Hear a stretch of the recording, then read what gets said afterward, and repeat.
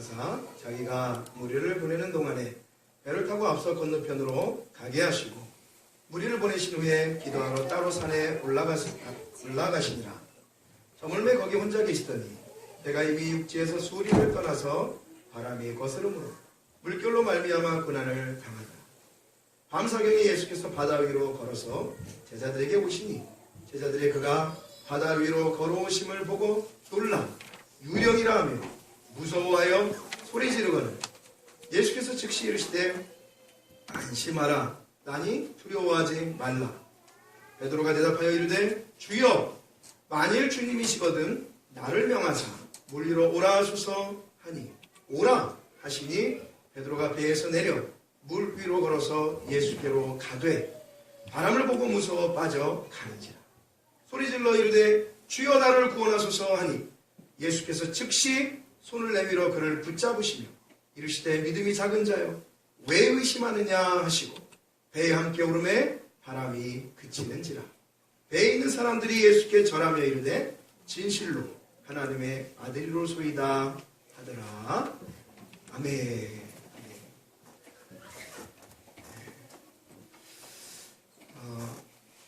옷을 입으시는 거 보면 이제 봄이 왔는가 봅니다. 우리 운동인 가족들은 다음 주부터는 명령입니다. 화사한 옷을 좀 입고 봄인 것을 좀 티를 내주시면 감사하겠습니다. 아시겠죠? 네. 아직도 겨울인 사람이 있어요. 사모님을 보십시오. 봄이죠? 노래 생각납니다. 봄이 왔어요. 봄이 왔어요. 봄이 예? 그렇죠? 바야흐로 이제 밖에 나가면 막 새싹도 피는데 이제 여러분 옷도 환하게 바꿔 입으셨으면 좋겠습니다. 저도 다음 주부터 바꿔 입어보려고 생각을 하고 있습니다. 자, 옆에 계신 분에게 그래서 이렇게 한번 인사하겠습니다. 진짜 당신은 봄에 피는 꽃 같습니다. 아직이요. 아직 조금 보는데 부담스러우셔도 한번 제가 따라하는 대로 하면 은혜가 됩니다. 자, 옆에 계신 분을 보고 봄에 피는 꽃송이 같습니다. 자, 시작이요. 봄에 피는 꽃송이 같습니다. 우리 다른 엄마가 꽃송이처럼 안 보이는 거야. 얘기해 주세요. 네, 감사합니다. 우리 국민 가족들 또 귀한 자리에 참석하신 우리 믿음의 성도님들, 사실 저는 그렇습니다. 봄에 피는 꽃송이보다 더 아름답고 예뻐 보입니다. 능글맞아요? 능글맞다고 생각하시면 안 되고 맞습니다. 자, 그러면 오늘 이제 같이 하나님의 말씀을 우리가 보도록 하겠습니다. 저희 교회는 말씀을 중심으로 함께 은혜를 나누는 교회입니다. 계속해서 우리가 마가복음을 공부해 왔습니다. 마가복음. 하나님이 우리에게 귀한 말씀을 주셔서 우리 삶에 있는 인생의 전반부의 모든 부분의 궁금증을 다 풀어해낼 수 있고 헤쳐낼 수 있고 거기서 소망을 얻을 수 있고 답을 얻을 수 있고 인생이라는 큰 질문에 있어서의 모든 해답을 얻을 수 있는 유일한 방법, 하나님이 우리에게 주신 하나님의 말씀을 하나하나 알아가는 것입니다. 많은 사람들이 질문을 가지고 살죠. 아이고 이 더러운 세상 내가 왜 왔나 라고 얘기할 수도 있습니다. 아니 어떤 사람은 그렇게 얘기할 수도 있어요. 야, 내가 이 땅에 와서 너무나도 승승장구하니까는 참 살아볼만 하다라고 생각하는 사람도 있을 것입니다. 그러나 여러분, 중요한 것은 어떤 사람이든 어떤 환경에 있든 그가 가진 환경만 가지고 바라본다면 그 사람은 인생을 잘못 사는 사람입니다. 왜냐?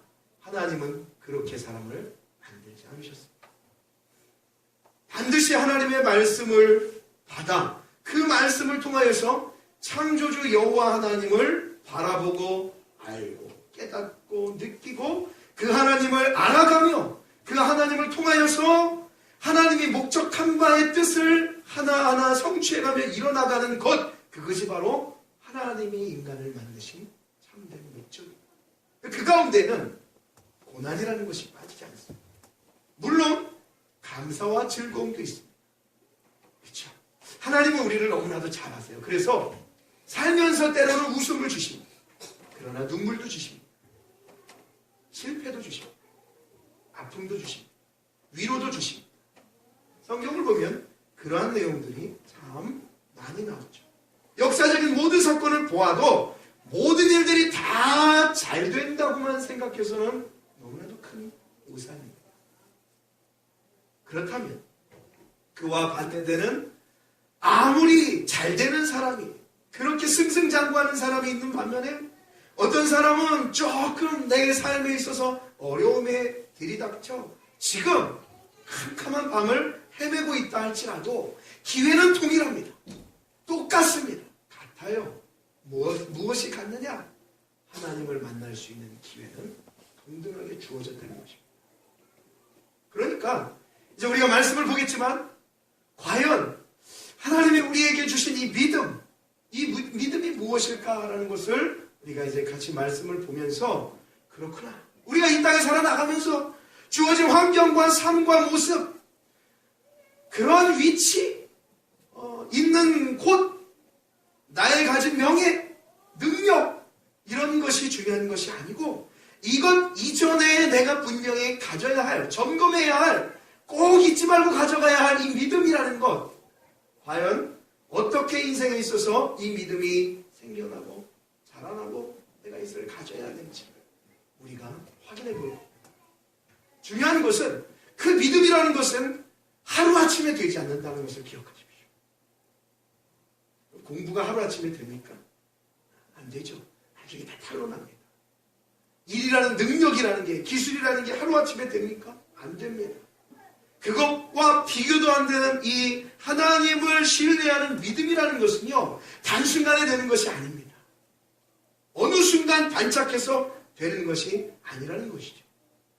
주님의 예비된 카이로스라는 시간, 우리의 일반적인 시간의 차원을 넘어서 하나님이 정하신 그 때를 따라서 우리가 그 삶 속에서 여러 가지 삶통의 훈련을 받으면서 주어지는 한 가지, 그거 있잖아요. 그거. 다 실패해도, 다 넘어져도, 때로는 승승장구하에 성공할 때에도 항상 우리가 우리의 마음 깊은 곳, 그것을 놓지 말아야 하는 그거, 그게 믿음입니다. 어쩌면 그 믿음이라는 것을 일생을 거쳐서 만들어내야 할 분도 계실지 몰라요. 많은 시간이 필요합니다. 오늘 그 믿음, 구약에 있어서의 믿음을 잘 이야기하고 있고 신약의 복음서에 있어서의 믿음이라는 것을 잘 또 설명하고 있고 또 이후에 제자들을 통해서 여러분이 잘 아시는 히브리서 11장 말씀 있잖아요. 믿음은 바라는 것들의 실상이요 보지 못하는 것들의 증거다라고 얘기하면서 너무나도 믿음을 잘 정의해주고 있습니다. 오늘은 이 복음서를 통해서 우리가 이야기 속에 과연 믿음이라는 것이 어떻게 주어지고 그것을 어떻게 키워나가고 지켜나가야 하는지 그걸 올바로 바르게 알아서 때문에 어떠한 상황에도 우리가 결코 놓치지 않아야 할 믿음, 이 믿음이라는 것이 과연 무엇인가라는 것을 오늘 본문 말씀을 통해서 우리가 확인해 보겠습니다. 여러분 마가복음을 통해서 우리가 계속 봤어요. 6장 말씀을 통해서 보고 지난 시간까지 우리가 본 것이 오병이어의 기적입니다. 5,000명을 먹이고도 12광주리를 거뒀어요. 남자만 5,000명이었습니다. 전쟁에 나갈 수 있는 개수로 5,000명, 그 외에 여자와 아이들까지 합치면 10,000명 가까운 인원들을 예수님께서 누구와 함께요? 제자들과 함께 먹이셨어요. 떡을 떼서 제자들에게 주고 제자들이 사람들에게 나눠주기 시작했어요. 그때 놀라운 기적과 역사가 일어납니다. 하나님은, 그리고 예수 그리스도, 이 땅에 오셔서 사역을 감당하고 계신 예수님은 혼자서만 사역을 감당하지 않으셨습니다. 왜냐? 하나님은 예수 그리스도라는 이 구원자가 이 땅에 오셔서 평생을 영원히 살질 않기 때문에 그렇습니다. 몇 년 사셨죠?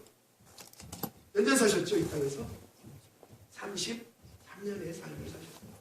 그리고 가는 것이었어요. 물론 그분의 영은 영원히 죽지 않으시죠. 하나님과 동등이신데 육신은 죽는단 말입니다. 그러나 그 육신의 세계에서 남겨준 믿음의 후배들이 있잖아요. 제자들이 있어요. 그 다음에 제자들이 있어요. 그 다음에 제자들이 있어야 그 사람들이 살아나가야 할 산더미 같은 삶이 있기 때문에 예수님은 영적으로만 이야기하지 않으시고 육적으로 제자들을 훈련시키기 시작합니다. 그게 바로 믿음의 시작이에요. 제자들 처음 만날 때 그들의 믿음은 형편이 없었습니다. 지금 이 순간도 형편이 없어요. 5천 명을 먹이신 사건이 있어도 그들의 믿음은 형편이 없었습니다. 책망받으셨죠. 마찬가지예요. 저 여러분도 예수님을 얼마나 믿으셨습니까? 좀 죄송한 말씀이지만 우리들의 믿음은 형편이 없습니다. 엄청나게 위대한, 우리가 바라봤을 때에 참 높은 이 베드로라는 사람, 이제 우리가 볼 텐데요. 이 사람도 역시 믿음이 그렇게 처음부터 좋은 사람은 아니었습니다. 그 외 모든 제자들이 그랬죠. 과연 이 베드로를 통한 믿음, 제자들을 통한 믿음이라는 것이 과연 무엇일까? 이제 22절부터 우리가 본문 말씀을 나누면서 함께 하나하나 주님이 우리에게 남겨주신 이 귀한 말씀 보도록 하겠습니다.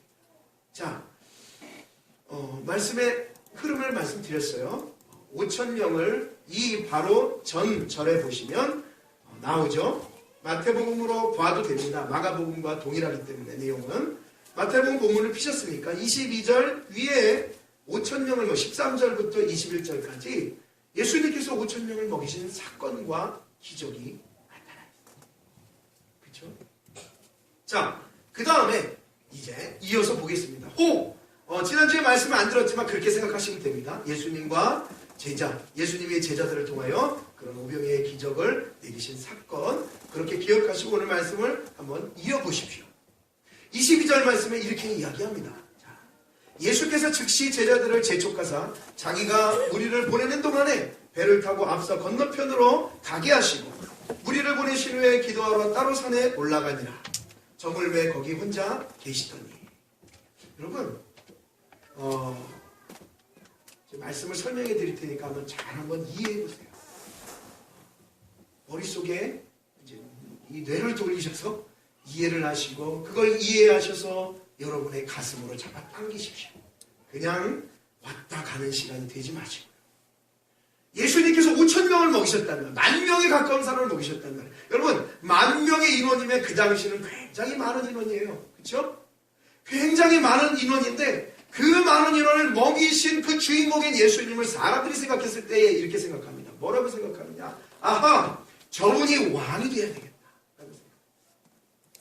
요한복음 6장 14절 15절 말씀을 보여주십시오. 사람들이 이렇게 이야기합니다. 그 사람들이 예수께서 행하신 이 표적을 보고 말하되 이는 참으로 세상에 오신 그 선지자라.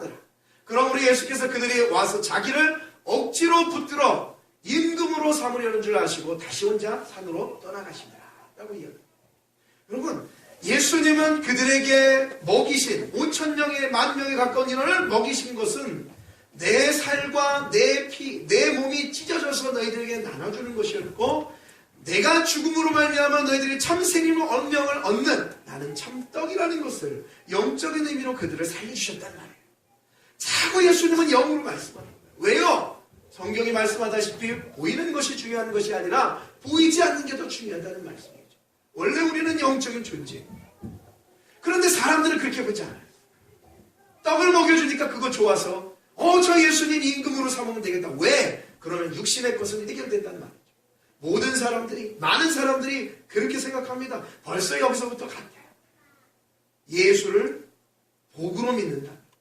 우리가 신앙생활을 그런 것만으로 우리의 삶의 신앙이라는 것을 채운다면 너무나도 성경이 우리와 가르치는 내용과 다르다는 것입니다. 오히려 복받는 게 잘못된 것이죠. 그렇지 않겠습니까? 내가 신앙생활을 잘못해요. 내가 예수를 바르게 못 믿어요. 채찍이 가해져야 당연한 것이죠. 그럼에도 불구하고 복이 온다고 생각하시면 여러분 잘못된 겁니다. 사람들이 예수님을 임금을 삼으려 할 때에 예수님은 그래! 내가 너희들을 먹였잖아. 그러니까 내가 너희들의 임금이 돼주겠다. 라고 하지 않으셨습니다. 예수님은 그 자리를 피하십니다. 그래서 22절에 예수님께서 그렇게 말씀하시는 거예요. 제자들에게. 즉시 본문 말씀 22절 즉시 제자들을 재촉하사. 이 재촉하사라는 말은 강압적으로 얘기하는 거예요. 야 제자들 와라. 너희들 다 이리 와봐. 해서 무리를 보내는 거예요. 배를 타고 건너편으로 가라. 지금 이 사람들이 헛된 곳을 구한다 이거예요. 나는 너희들의 생명과 영혼을 살릴 마음으로 너희들에게 떡을 주었거니와 너희들은 나를 육신의 임금으로 삼으려고 하기 때문에 나는 이 자리에 있을 수 없다. 내가 피해야 한다. 라고 너희들도 떠나라. 라고 이야기하시고 예수님은 후에 산으로 기도하러 가게 되시죠. 그리고 34절 말씀해 보니까 이렇게 얘기하죠. 그 제자들을 배를 태워서 보내버렸는데 반대편으로 배가 이미 육지에서 수리를 떠나서 바람이 거스름으로 물결로 말미암아 고난을 당하더라. 여러분 이 내용, 이 그림 그렇게 생소치 않으시죠? 한번 봤죠? 배 설명을 하면서 예수님이 제자들이 항상 예수님을 어디에다 놓고 다녔다고요? 배 위에 저 뒤쪽에. 예수님이 선장이 되셔야 됨에도 불구하고 그들의 인생 속에 아직은 그 예수님이 주인이요 선장이 아니라 그냥 필요할 때 예수님만 빼쓰는 그러한 존재로 여겼다는 거예요. 비슷한 내용인 것 같아요. 여러분 22, 23, 24절 말씀을 가만히 보시면 하나님이 우리를 이 땅에 보내신 이유를 잘 알 수가 있습니다. 보세요. 흐름이 예수께서 22절 예수께서 직접 제자들을 재촉하사 무리를 보내는 동안 건너편으로 배를 태워서 무리를 보냈어요. 근데 여러분 배를 태웠다는 얘기는 바다, 이 물이 있었다는 얘기고 그 당시에 지금 이 배경은 갈릴리 바다라는 곳입니다. 갈릴리 바다는 이 바다라는 표현은 항상 뭐라고요? 성경에서 이야기할 때 세상을 이야기합니다. 우리가 보내진 이 세상을 이야기한다는 거예요. 예수님이 세상으로 보내세요. 그리고 23절 말씀에 무리를 보내신 후에 기도하러 산으로 예수님은 가버리세요. 그림을 잘 그려요. 예수님이 인생들을 세상에 보내시고 예수님은 어디로 돌아가세요? 산으로 가세요. 자, 성경에서 이사야 40장 이후에도 말씀하시지만 오 기쁜 소식을 전한 자의 너는 높은 산 위에 오르라. 산이라는 얘기가 자꾸 성경에서 나올 때에 잘 유심히 보면 대부분의 맥락들이 다 하나님의 영광에 관련된 이야기. 너희들은 세상에 나아가서 사명을 감당할 것이고 나는 곧 하나님 나라의 영광 산으로 올라가게 될 것이고 그러나 그들을 보내신 분은 예수님이잖아요. 그러나 나는 내 자리로 갈 것이고 너희들은 세상에 보내질 것이지만 34절에 보니까는 너희들의 앞길이 뻔하다는 것을 성경이 보여주는 거예요. 그게 뭐예요? 이 세상을 살아나가면서 고난이라는 것이 시작될 거다. 뭐 할 때에? 너희들이 내 이름으로 살 때, 예수의 이름으로 살 때. 세상의 이름으로 살 때에는 그렇게 사는 게 물론 물질적인 고난 어려움이 있겠지만 당하지 않는 고난들은 참 많습니다. 그러나 예수를 믿기 시작하면 더불어 당하는 고난들이 너무나도 많이 있습니다. 핍박들이 있죠. 당시의 성경적인 배경 속으로 보면 수많은 사람들이 예수를 믿는다는 것 때문에 고난과 어려움을 당합니다. 내가 너희들을 세상으로 보내지만 나는 내 자리에서 너희들을 지키고 있지만 너희들은 그 세상에서 숱한 어려움과 고난을 당할 것이다. 왜? 세상은 너희를 뭐하니까요? 지난주에 말씀을 들으신 대로 예수 믿는 사람들을 미워하니까요. 요한복음에서 말씀합니다. 성경대로 말씀하시면 믿는 사람들을 세상이 가만두지 않기 때문에 그렇습니다. 그래서 이 갈릴리 바다에서 바람이 거스름으로 물결로 말미암아 고난을 당하는 이러한 제자들이 배를 탄 제자들의 모습이 보이는 것입니다. 한 가지 질문을 드립니다. 예수 믿는 것이 정말 우리가 마음을 다하고 전심을 다하고 전력을 다해서 믿는다고 한다면 고난이라는 것이 없다고 절대 말씀할 수가 없습니다. 고난이라는 것은 절대로 우리에게 안 오질 않습니다. 삶 속에서 한번 많이 느끼시죠? 주일날인데 하나님의 전에 나와야 돼요. 내가 이런 일 때문에 못 나온 거야. 내가 분명히 이 시간에 하나님 앞에 나와 하나님을 찾아야 할 시간임에도 불구하고 그러지 못할 때예요. 적어도 신앙인이라면 주의 날 주님이 말씀하여 주신 엿새는 너희들 뜻대로 일하지만 마지막 그 하루는 나를 위해서 나에게 나오라는 그 약속의 말씀이라는 것을 우리가 마음속에 안다면 여러분 그것부터 우리는 고난이 시작이 됩니다. 왜요? 그것들과 내가 주의를 지키는 것들과 내 머릿속에서 신앙 속에서 분쟁이 일어나기 시작하기 때문에 아이고 저 주일날 못 나왔으니까 저는 나쁜 놈이네 그 소리 말씀드리려고 하는 게 아니죠. 그렇죠? 그거는 아셔야 됩니다. 그러나 성경이 분명히 얘기하는 것은 그렇게 고난이라는 게 있는 겁니다. 어려움이라는 게 있는 거예요. 그러니까 제가 답을 말씀드리는 게 아니고 맞잖아요. 예수 안 믿으면 주일날 막 놀아도 되고 세상 친구 만나도 되고 하고 싶은 거 다 해도 괜찮습니다. 그러나 예수를 믿기 시작하면 첫째는 주일날, 둘째는 삶 속에서 만찬이 시작이 되어지는 거예요. 그런데 참 재미난 것은 그러한 고난과 마찰 속에서 무엇을 알아가느냐? 믿음이라는 걸 알아갑니다. 그게 참 재밌어요. 자, 말씀을 보십시오. 그렇게 고난을 당하는 제자들이에요. 35절 말씀에 그렇게 고난과 두려움 속에 있는 제자들에게 그 영광 중에서 산에서 기도하셨던 주님이 찾아오십니다. 여러분 이 말씀의 맥락을 잘 느끼셔야 되죠. 우리가 이 땅에 살지만 고난당하며 살지만 예수 믿는 이 신앙으로 살아가면서 많은 힘든 일이 있겠지만 주님은 그러한 우리의 모습을 보면서 내버려두지 않고 찾아오십니다. 자 35절 밤사경에 예수께서 바다 위로 걸어서 제자들에게 오시니 제자들이 그가 바다 위로 걸어오심을 보고 놀라 유령이라 하며 무서워하며 소리 지르거늘 이라고 얘기합니다. 여러분 밤사경은 오늘날 우리 시간으로 얘기하면 새벽 3시에서 6시입니다. 밤에 잠 안 자고 뭐 하는지 모르지만 아무튼 이 시간에도 배를 타고 제자들이 가고 있었고 그 두려움 가운데 있는 제자들에게 예수님이 나타나 주셨다. 예수님이 사랑하는 저와 여러분에게 때가 되어 그 주님이 여러분을 영광 중에 만났고 여러분들을 부르셨고 여러분들에게 다가가셨다는 사실. 그리고 그 놀란 무서워하는 제자들에게 다가가서 안심하라. 나니 두려워 말라고 얘기해요. 왜 이런 말을 했죠? 제자들이요. 자기를 구원하러 온 자기들을 폭풍 속에 있는 자기들을 구원하러 온 그 예수님을 이 제자들이 무엇으로 여겼냐면 유령이라고 여긴 겁니다.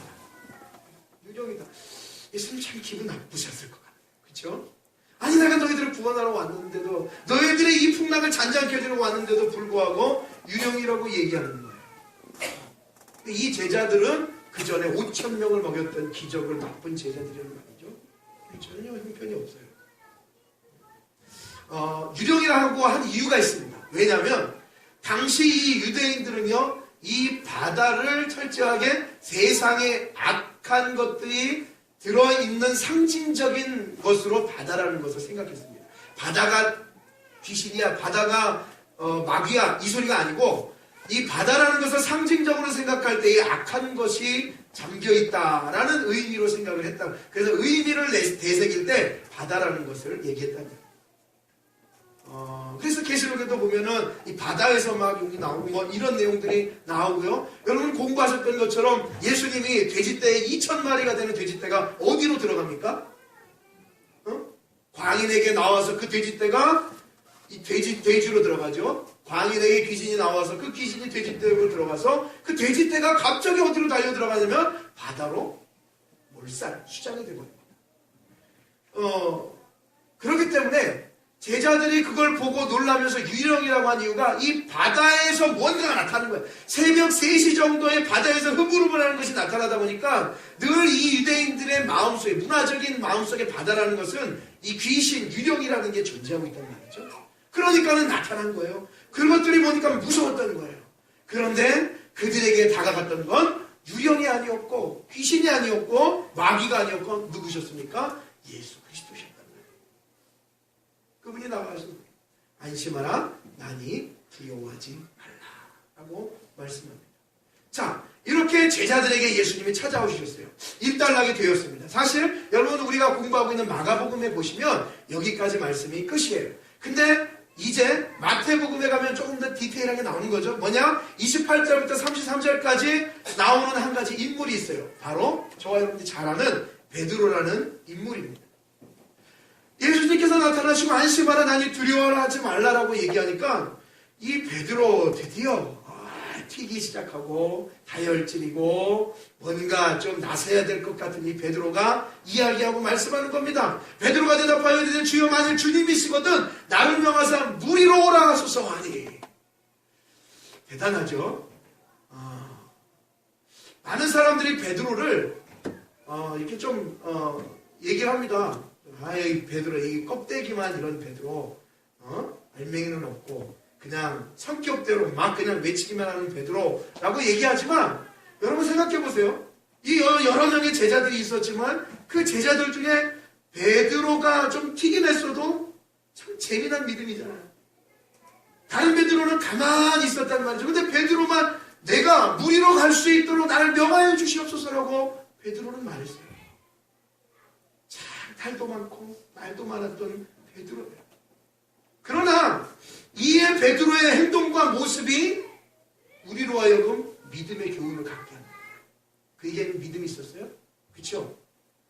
후에 31절에 믿음이 작은 자여 왜 의심하느냐라는 말은 듣지만 믿음이 없는 자여가 아니라 작은 자여라고 얘기하면서 이 베드로에게는 일단 1차적으로 작은 믿음이 있었던 것을 확인해 볼 수 있습니다. 그러나 크진 않았어요. 그런데 담대하게 다른 제자들은 가만히 있을 때에 이 베드로는 나 물 위로 걷게 해주시옵소서. 예수님. 이라고 얘기했을 때에 보기 좋게 어떻게 됩니까? 물에 빠져버리고 예수님의 얘기예요. 오라! 좋다 이거죠. 그의 믿음을 보시고 와라. 내가 이 바다 위를 건너서 예수님께로 가겠습니다. 와라. 자, 가기 시작합니다. 그런데 30절에 바람을 보고 무서워 빠지게 됩니다. 폭풍이 치고 바람이 불고 이런 모습을 보니까 소리를 들으면서 나 이거 죽게 되었다고 겁에 질려 있는 베드로의 모습, 주님을 바라보지 않고 세상 옆에 있는 그 폭풍과 바람과 파도를 바라봤을 때에 보기 좋게 여러분 베드로는 넉다운이 되어버립니다. 그게 베드로의 모습이었어요. 여러분 베드로는요 아주 강력한 신앙의 믿음이 있어요. 조금 있으면 이제 여러분이 잘 아시는 말씀입니다. 마태복음 16장 16절 말씀을 하면 사람들이 나를 누구나 했을 때에 주는 그리스도시요 살아계신 하나님의 아들이라고 얘기합니다. 엄청나게 큰 믿음의 소유자처럼 보이기도 합니다. 아니요, 맞습니다. 믿음 가진 거 맞아요. 껍데기라고 말할 수 없어요. 그래도 많은 제자 중에 그가 주님께 다가가기를 원했던 거예요. 나중에 보면 그래서 더 베드로라는 인물을 주님이 쓰시죠.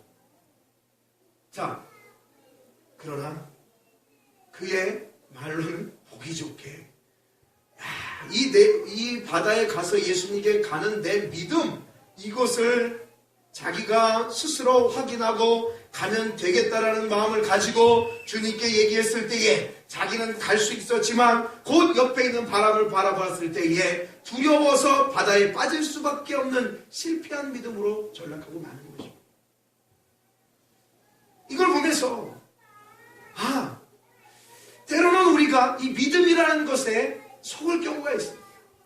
내가 한번 기도를 거창하게 해서 내가 어떠한 환상을 보아서 내가 어떠한 한 방으로 나의 믿음을 끌어올리겠다라고 생각한다면 잘못된 것이겠죠. 베드로가 지금부터 시작하여서 앞으로 많은 수많은 과정과 훈련을 통하여서 가지게 되는 믿음을 우리는 확인할 수 있습니다. 그러한 과정이 절대 빼있지 않다는 것입니다. 그 과정은 험난합니다. 그 과정은 어렵습니다. 사람들한테 창피도 당합니다. 어떤 사람은 그렇게 얘기합니다. 나 이제 주의를 안 빠지겠습니다. 여러분 그런 거 잘 아시죠? 어떤 각오를 하게 되면 한국 사람은 어떻게 합니까? 써붙이기 착해. 너희들 잘 봐 이제부터. 내가 어떻게 변하나. 써붙이기 착해. 방에도 써놓습니다. 이제부터 나는 이렇게 될 거야. 이렇게 할 거야. 라고 쫙 써붙여놓습니다. 그리고 그것을 위해서 열심히 하는 행동의 모션을 취하기 시작합니다. 떠들어댑니다. 나 이렇게 할 겁니다. 라고 얘기합니다. 많은 사람들이 그러한 자기의 각오를 얘기하고 선포합니다. 그러나 여러분, 속담은 속이지 않습니다. 작심되어 3일 끝나고 맙니다. 한국 사람은 더구나 그렇다는 거예요. 우리 이렇게 합시다라고 얘기하고 글에다 쓰고 뭐하고 다 해놓으면 그것이 며칠 못 간다. 믿음도 마찬가지. 엄청나게 거창한 믿음 같지만 한순간에 바다에 빠져버리면 아무것도 아닌 존재의 믿음으로 전락하고 만다는 것입니다. 그런데 좀 부러운 게 있습니다. 여러분, 외국 사람들은 그렇지 않아요. 주일날 한 번밖에 예배드리지 않는 외국 사람들, 외국에 있는 신앙인들, 물론 그렇지 않은 사람도 있습니다. 그러나 대부분의 이 신앙을 잘 가지고 있는 외국 사람들, 왜 이래 예배를 많이 드리지 않는데도 신앙이 좋을까? 삶에서 그리스찬의 능력이 나타날까? 그들 각오하면 얘기하지 않아요. 떠들어대지 않아요. 하지 않아요. 간직합니다. 믿음이라는 것을 내 입술로 막 표현해내는 것은 믿음이 아니라 삶의 경험을 하는 겁니다. 깨지고 부서지고 빠지고 그러한 모든 과정 속에서 점점 베드로는 예수님과 멀어져가는 것이 아니라 가까워져. 믿음이 작아 가다가 빠졌어도 그 배를 넘어 바다로 뛰어들었기 때문에 예수님의 손을 잡을 수 있는 기회가 베드로에게 주어져요. 조용합니다. 자, 한국 사람들은 막 써대고 실패되면 이게 아닌 게 돼요.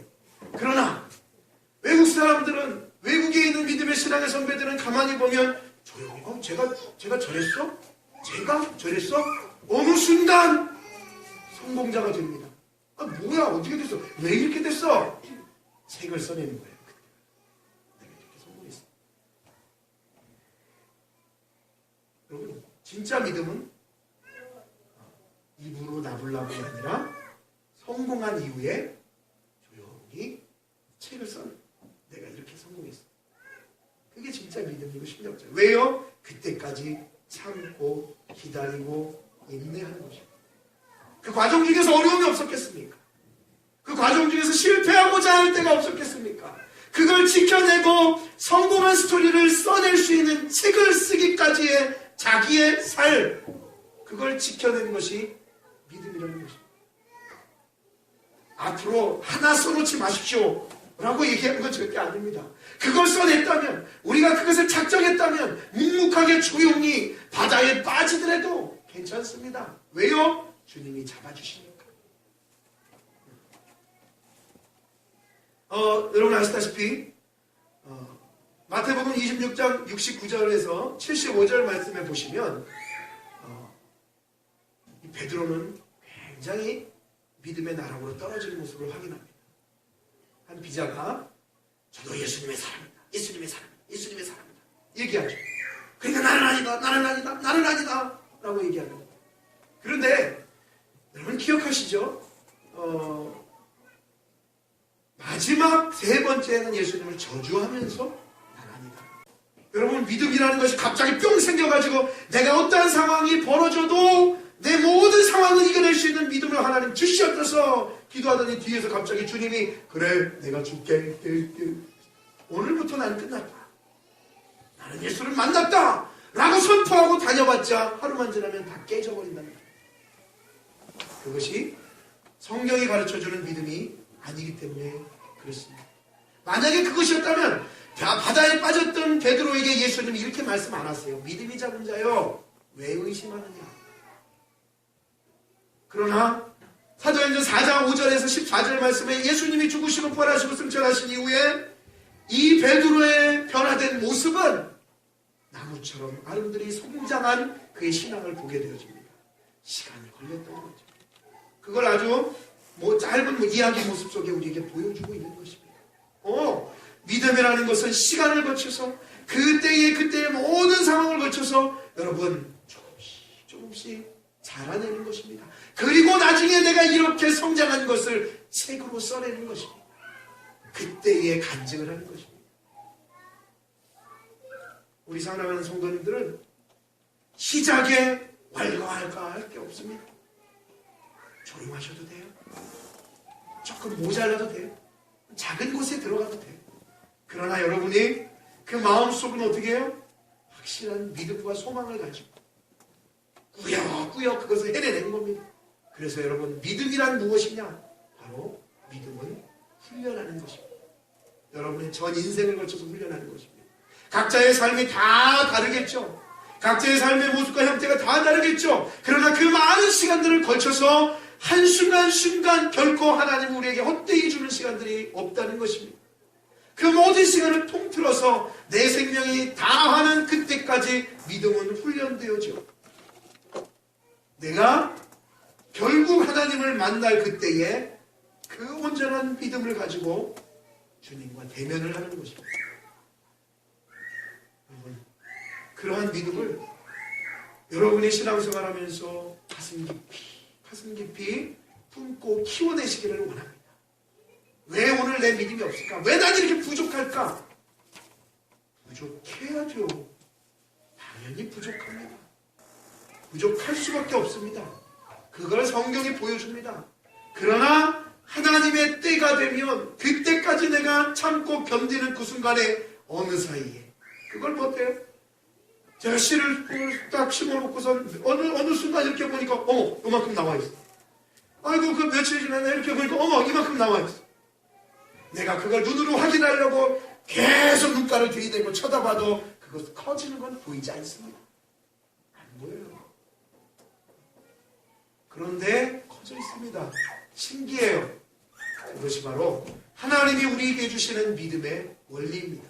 베드로의 이 상황, 지금은 연약한 믿음이지만 그 모든 숱한 상황과 일들을 거쳐가면서 우리 사랑하는 우리 모든 성도님들의 삶 속에서 이리 깨지고 저리 깨지고 부서지고 하면서 여러분들 믿음이라는 것은 자라나는 것입니다. 그것을 아시는 여러분들이 지금 당장 내가 믿음이 없다고 하나님 계시지 않는 거예요. 왜 내 인생은 이러는 거예요? 라고 절대 말할 필요가 없습니다. 그렇게 꾸역꾸역 말하는 것보다 내 속에서 조용히 하나님을 신뢰하십시오. 변해가는 여러분들 어느 순간 보면 느끼실 겁니다. 이 한 주간도 사랑하는 우리 믿음의 성도, 믿음이란 무엇입니까?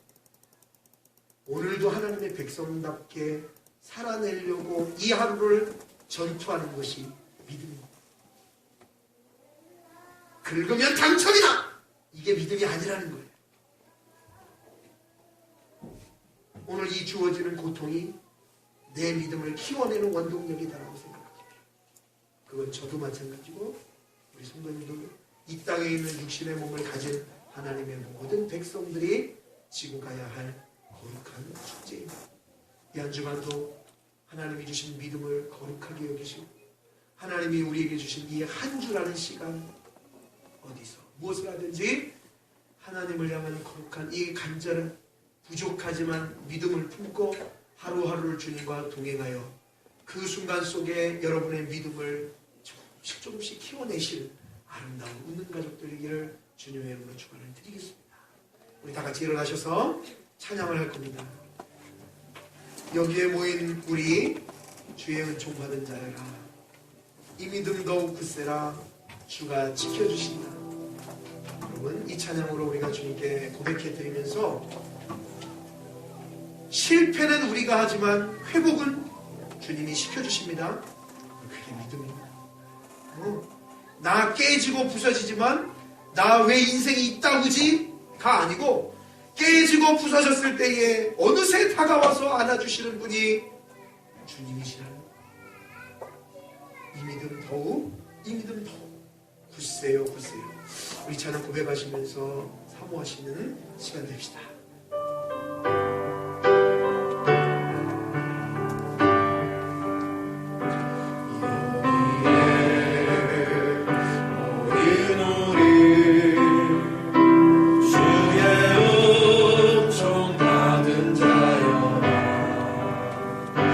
주께서